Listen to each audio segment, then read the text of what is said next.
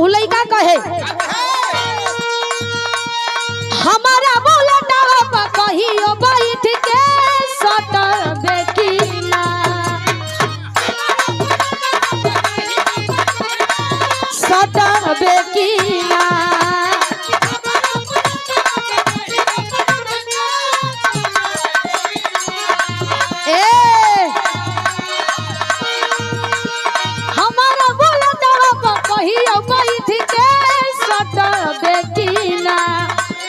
बोल रे पतर का